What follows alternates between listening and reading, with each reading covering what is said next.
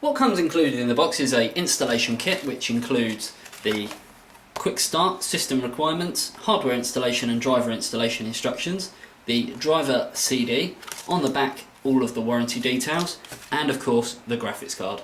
Taking a look at the top of the card and the actual overall design, we can see straight away that it is quite low profile. It only takes up one PCI expansion slot in your case, and we can see that even the cooler is quite low profile as well and doesn't protrude anywhere above where the actual expansion slot is. We can also see that it's got the NVIDIA logo on the PCB and the Inno3D logo on the fan. We can also see the overall length of the card is quite small, so you shouldn't have a problem no matter what case you've actually got. And now taking a look at the underside of the card, we can see that it uses this bluey green PCB.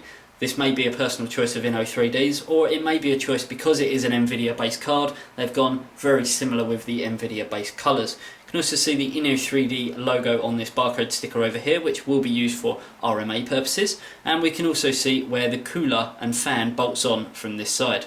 And now for the part of the review that you're probably all waiting for, the full specifications on this card. Got to be honest, there isn't a lot of information out there at the time of us recording this review, and that's because of a non-disclosure agreement between reviewers and NVIDIA themselves. The full specifications on this card is that it has 96 CUDA cores, 700 MHz graphics clock, 1400 MHz processor clock, 1800 MHz memory clock.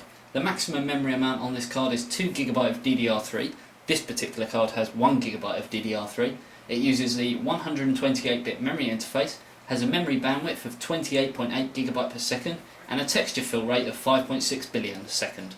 A couple of other features that this card has that you may not have known about, some of you in the sort of enthusiast market will obviously know about, is this is a full DirectX 11 card, and it is DirectX 11 done the right way. So there's a few little tweaks, a few little bonus features with regards to DirectX 11, and it really does work on these new set of Fermi based cards. It also has Blu-ray 3D support, hardware video decode acceleration, true HD and DTS HD audio bit streaming support.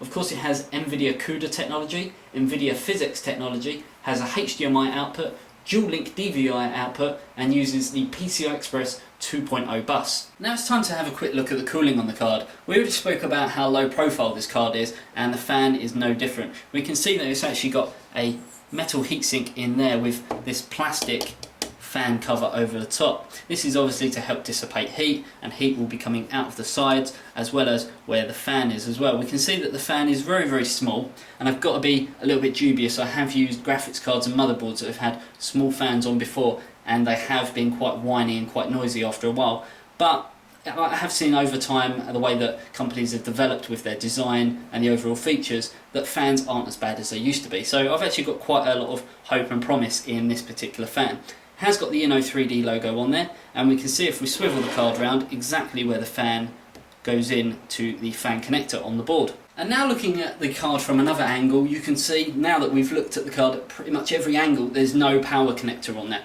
This card requires no extra power.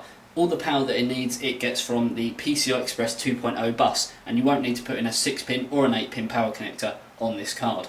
Also, taking a look at the card, we can see that on the top there is no bridge anywhere for a SLI bridge. So this card does not support SLI. So if you was hoping that you'd be able to buy 1, 2 or 3 of these and put them in SLI mode to sort of rival a higher end graphics card, that's not going to happen. And now finally taking a look at the I/O panel of the card, or the connections on the back of the card.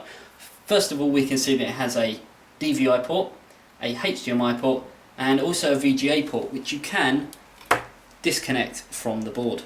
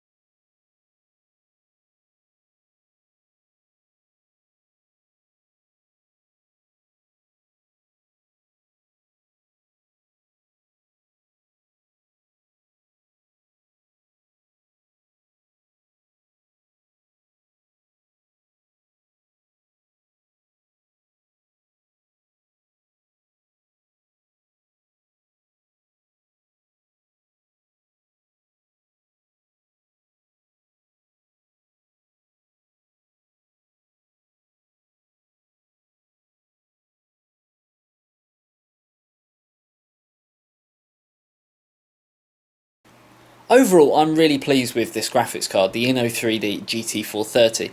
You can't really scrutinise it for its bland packaging because it does exactly what it says on the tin. It's from a reliable manufacturer, it's perfect for the HTPC user because it has got quite a silent fan on it, it's very low profile, and it is also the perfect upgrade from integrated graphics on board graphics.